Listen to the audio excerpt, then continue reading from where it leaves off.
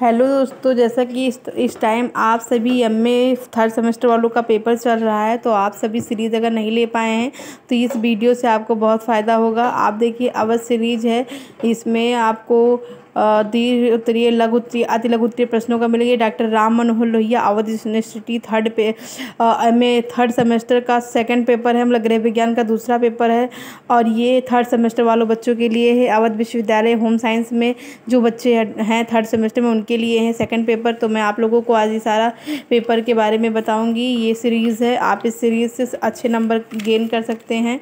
तो सबसे पहले आप लोग जुड़ जाएं और आप सबसे पहले क्वेश्चन को अच्छे से समझ लें, फिर मैं आपको बताती हूँ। तो देखिए, सबसे पहले ये क्वेश्चन आपको दिया गया है और इसमें एक बार जान लें। ये देखिए, भारतीय ग्रामीण परिवार की विशेषता बताइए। अब आप अगर 2 से 4 विशेषता भी पढ़ लेते तो आपके फ़ायदे में रहेगा। भारत में ग्रामवासी सादा जीवन व्यतीत करते हैं। उनके जीवन में कृत्रिमता, आडंबर नहीं है। उनमें ठगी, चतुरता, धोखेबाजी के स्थान पर सच्चाई, ईमानदारी में अपनत्व की भावना अधिक होती है।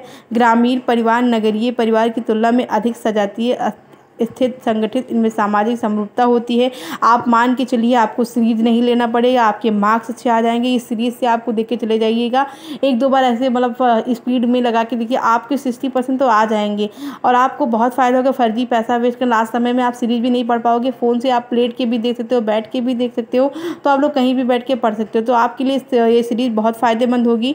और आप सभी जितने MA home science third semester के बच्चे हैं, उनको ज़्यादा से ज़्यादा लोगों को शेयर कर दे। देखिए, औपचारिक एवं अनौपचारिक समूह में अंतर। औपचारिक समूह का उद्देश्य अपने संगठनात्मक लक्ष्य को पूरा करना होता है, जबकि अनौपचारिक समूह अपने सदस्यों की मनोवैज्ञानिक और सामाजिक आवश्यकताओं को पूरा करता है।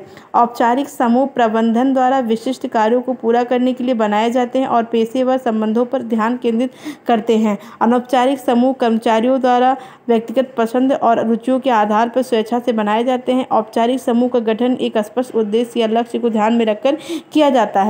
अनौपचारिक समूह का उद्देश्य अक्सर सामाजिक भावनाओं होता है। अब आप देखिए, श्रव्य विदिष्ट सामग्री के गुण एवं दोष।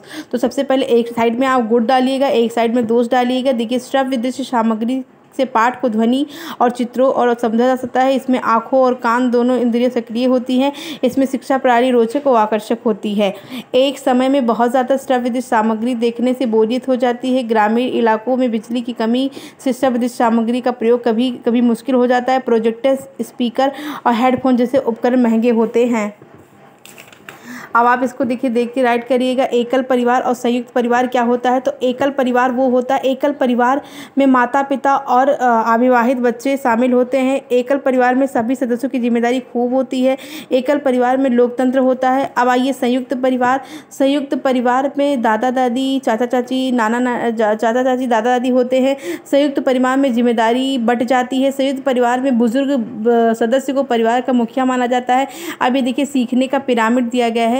तो सीखने का पिरामिड, जिसे सीखने का शंकु, अनुभव या शंकु कहा जाता है, ये प्रभावी सीखने के मॉडल और अवरोधन का एक समूह है जो विभिन्न प्रकार के सीखने से प्रेरित अवधारणा के विभिन्न डिग्री संबंधित है।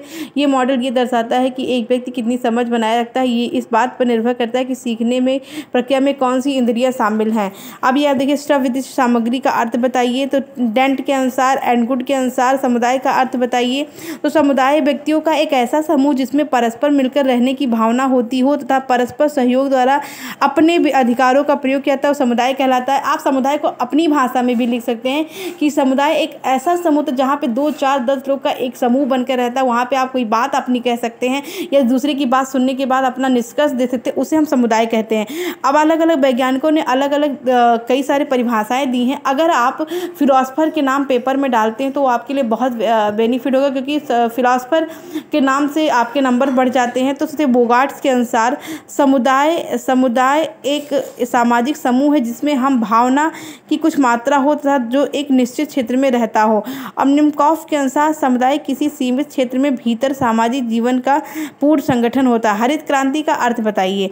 भारत में हरित क्रांति में उनके एम है कि स्वाभिनाथन है। हरित क्रांति से अभिप्राय देश के ऐसे अभिसिंचित कृषि क्षेत्रों से अधिक उपज और संकर तथा बोने बीजों के प्रयोग में कृषि उत्पादन में वृद्धि करना है। है। अभी देखिए सामुदायिक विकास का अर्थ आप लोग देखते जाइए, मैं आपको बताती जाती हूँ, देख के राइट कर लीजिएगा। फ्लैश कार्ड के बारे में बताइए। फ्लैश कार्ड के पंचायती राज, पंचायती से क्या तात्पर्य है। ग्रामीण समुदाय क्या होता है इसके बारे में बताइए। प्रसार दर्शन क्या अभिप्राय है इसके बारे में बताइए। आप लोग इसको देख के राइट कर लीजिए। नगरीय समुदाय क्या है इसके बारे में बताइए। ये देखिए ब्लॉक्स के अनुसार अंत्योदय कार्यक्रम क्या है। IPDC क्या है। सामुदायिक नेतृत्व क्या है। राष्ट्रीय प्रसार सेवा क्या है। नेतृत्व से आप क्या समझते हैं। संचार प्रक्रिया के तत्व क्या है। ये सारे आपके शॉर्ट क्वेश्चंस हो जाएंगे। आप इसको देख के अच्छे से कॉपी में लिख के और पढ़ लीजिएगा तो आपके मार्क्स अच्छे आ जाएंगे। संचार का अर्थ बताइए। देखिए हॉर्ड के अनुसार, सूपे के अनुसार प्रश्न विकास का अर्थ बताइए। तो विकास तो आप ऐसे भी लिख सकते हैं। संचार का अरस्तु मॉडल बताइए। तो वक्ता, भाषण, श्रोता, ये तो आप 1 नंबर पा भी सकते हैं। ऐसे सीधे लिखिए वक्ता, भाषण, श्रोता, ऐसे याद कर लीजिए। प्रसार का अर्थ बताइए। प्रसार शिक्षण विधियों का अर्थ बताइए। केंद्रीय समाज कल्याण बोर्ड क्या है इसके बारे में बताइए। ये देखिए आप लोग, हम कुछ देर रुक जाते हैं, आप शॉर्ट स्क्रीन भी लेते जाइएगा। और ये देखिए आपको KBK का अर्थ बताइए। KBK का अर्थ बताइए। डेवलपमेंट, कम्युनिकेशन, विकास, संचार का अर्थ बताइए। ICR बताइए। आदिवासी समुदाय का अर्थ बताइए। और प्रसार शिक्षा के चरणों को बताइए। प्रतिपुष्टि, फीडबैक का अर्थ बताइए। और ये देखिए आप शिक्षण अधिगम सामग्री का अर्थ बताइए। अध्ययन अधिगम प्रकार के अर्थ बताइए। शब्द सामग्री, दृश्य शब्द सामग्री सब इसी में आ जाते हैं। आप लोग देख के राइट कर लीजिएगा। अब ये देखिए आप अपेक्षित द्विगामी होता है, अपेक्षित त्रियामी होता है, दृश्य प्रेक्षित परंतु बल होता है, शब्द सामग्री होता है। पोस्टर का अर्थ बताइए। तो पोस्टर का अर्थ भी देख लीजिए, ये क्वेश्चंस आपके बहुत बार पूछे गए हैं। और पोस्टर को आप ऐसे भी लिख सकते हैं कि किसी चीज़ को एक अच्छे चार्ट में दर्शाना हम पोस्टर कहते हैं, अपनी भाषा में लिख सकते हैं। मॉडल का अर्थ बताइए। तो मॉडल का अर्थ ये है। और आप ये देखिए क्रियात्मक अचल, क्रियात्मक प्रतिरूप, क्रियात्मक प्रतिरूप, प्रसार शिक्षा की आवश्यकता, महत्व बताइए। ये देखिए अब आप लोग देख लीजिए, ये प्रसार शिक्षा का महत्व लॉन्ग आंसर में पूछा जाएगा। आप इसे देख के पढ़ भी लीजिएगा, एक बहुत ज़रूरी है क्योंकि एक बार आप नज़र मारे रहेंगे तो ठीक है। सामुदायिक विशेषताओं का वर्णन कीजिए। व्यक्तियों का समूह बताइए। सामुदायिक भावना का अर्थ बताइए। ये देखिए सारे इसमें हैं। और सबमान नियम है, स्वतः उत्पत्ति है, विशिष्ट नाम है, सत्य है, मूर्तता है, अनिवार्य सत्यता है, समानता है। संचार के प्रकार बताइए। देखिए ये देखिए सामूहिक संचार, सामाजिक संचार, ये सब हो गया। अब आप देख लीजिए क्वेश्चंस को। सामुदायिक विकास की आवश्यकता तत्व बताइए। ये आधारीय आवश्यकता, मानसिक परिवर्तन, सामाजिक सहभागिता, स्थानीय नेतृत्व, महिलाओं एवं युवाओं की प्रतिभागिता, ये सारे क्वेश्चंस हो जाएंगे। आप इसको देखते राइट कर लीजिए। सामुदायिक विकास और प्रसार शिक्षा में अंतर बताइए। तो एक टाइप में सामुदायिक लिखा है, एक में प्रसार शिक्षा लिखा है।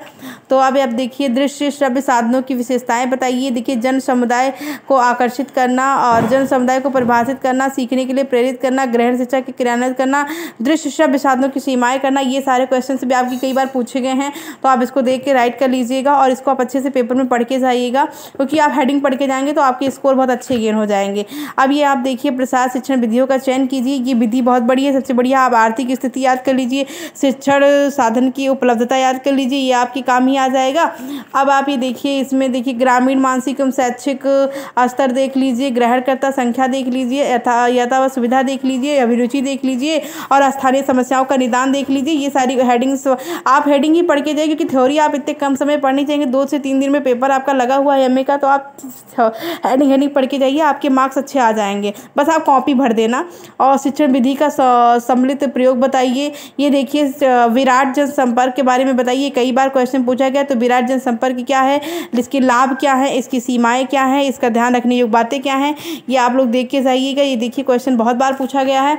अब आप आ जाइए निम्नलिखित स्तर पर टिप्पणी लिखिए। बुलेटिन बोर्ड के बारे में, प्रदर्शनी प्रपत्र के बारे में आप देखते जाइए। ये बुलेटिन बोर्ड है, ये प्रदर्शनी है, इसके बारे में कई बार टिप्पणी लिखने के लिए आ जाता है। तो ये टिप्पणी आप देख सकते हैं। और ये परिपत्र के बारे में दिया गया है, ये परिपत्र के बारे में दिया गया है। अब आप देखिए सामुदायिक विकास कार्यक्रम के उद्देश्य देख लीजिए। ये उद्देश्य सारे दिए गए हैं। ये मूलभूत उद्देश्य हैं, ये सामान्य उद्देश्य, ये विशिष्ट उद्देश्य, सामान्य उद्देश्य, मूलभूत उद्देश्य, ये सारे उद्देश्य हैं। आप इतनी छोटी छोटी लाइन है पढ़ लीजिए, आप काम ही आएगा पेपर में। अभी आप देखिए कठपुतली, कठपुतली के बारे में कई सारी कठपुतली दी है। हाथ की कठपुतली, धागे की कठपुतली, छड़ की कठपुतली, छाया की कठपुतली, परमस की कठपुतली और फाइबर की कठपुतली, ये सारी कठपुतलियाँ बहुत बार पूछी गई हैं। तो सेकंड सेमेस्टर, थर्ड सेमेस्टर में क्वेश्चन बहुत आते हैं। ग्रामीण नेता के कार्य देखिए। और ये देखिए बुद्धिमत्ता देखिए, बोगाट देखिए, आत्म संयम देखिए, शक्ति देखिए, सहानुभूति, सत्यनिष्ठता, मानवता, अपने विषय की गात, दूरदर्शिता, आत्मविश्वास, ये सारे क्वेश्चंस आपके बहुत बार पूछे गए हैं, तो आप इसको देख के जाइएगा। अब ये आप देखिए नेता की पहचान देखिए, ये देखिए नेतृत्व की आवश्यकता क्या है, इसको देख लीजिए। और आप ये देखिए दे जाइए सामुदायिक विकास का अर्थ का पहचान, चर्चा विधि, कार्यशाला विधि, प्रश्नावली विधि, वरिष्ठता विधि। और ये आप देख लीजिए क्वेश्चन से आपके सारे कृषि के दिए गए हैं। अब इतने में आप कृषि विज्ञान के केंद्र उद्देश्य देख लीजिए, पंचायती राज अनुसंधान परिषद देख लीजिए, ये सारे क्वेश्चन आपके दिए गए हैं। तो ये आप सभी को बहुत काम में आएगा। फिर ठीक है बच्चों, आप सबको मेरा वीडियो कैसा लगा? अगर आपको अच्छा लगेगा तो मैं दूसरा वीडियो भी बनाऊंगी, तो आप सभी वीडियो को शेयर, लाइक, कमेंट जरूर करें।